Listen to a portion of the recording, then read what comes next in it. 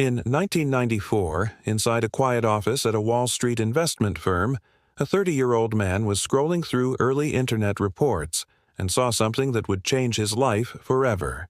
His name was Jeff Bezos. At the time, he was a senior vice president at D.E. Shaw, earning a six-figure salary. But one small statistic caught his eye. Internet usage was growing by more than 2,300% a year. That single number sparked an idea.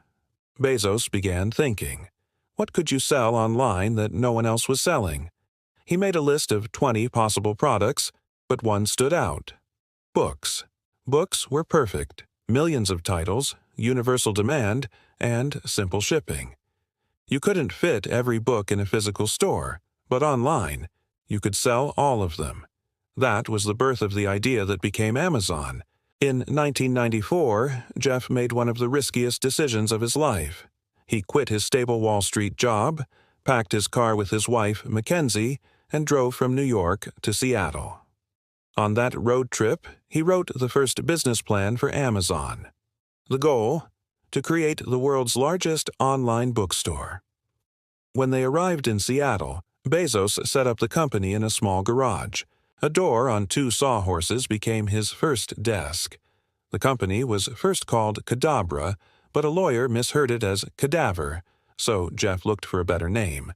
He opened a dictionary, saw the word Amazon, the world's largest river, and said, "That's it." He wanted his company to be as large as the Amazon River itself. July 16, 1995. Amazon.com officially went live. The very first order was for a book called Fluid Concepts and Creative Analogies by Douglas Hofstadter. Within the first month, they were shipping books to all 50 U.S. states and 45 countries, all from that tiny garage. But behind the success, it was chaos. Computers overheated, servers crashed, and orders were packed on the garage floor. Employees worked long nights labeling and shipping boxes by hand. Bezos reinvested every dollar back into the company. There were no profits, not for a long time. Many investors thought it would fail.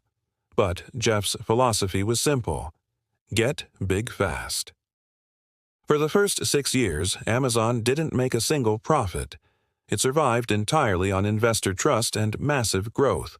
Finally, in the last quarter of 2001, Amazon turned a profit, just $5 million on over $1 billion in sales. It wasn't much, but it proved the model worked, and by 2003, Amazon had its first full profitable year. Once books worked, Bezos knew the model could sell anything. Amazon quickly expanded to CDs, DVDs, electronics, clothes, and almost every product imaginable. He launched Amazon Marketplace, allowing other sellers to use the site, and later Amazon Prime, promising fast delivery for a small annual fee. Each idea reshaped online shopping forever.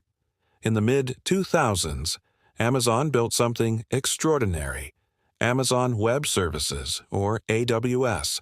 It started as internal infrastructure to support their own website, but soon became a business renting computing power to others. Today, AWS powers websites, startups, and entire corporations worldwide. It is one of Amazon's most profitable divisions, proof that Bezos' long-term strategy paid off. Jeff Bezos always said, "We are willing to be misunderstood for long periods of time."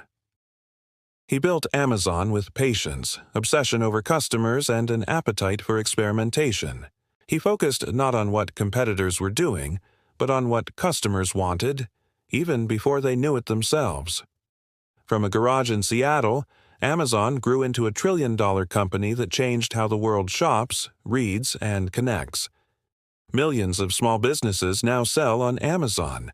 Millions more use AWS to run their apps and companies. And it all began with one man, a dream, and a laptop in 1994.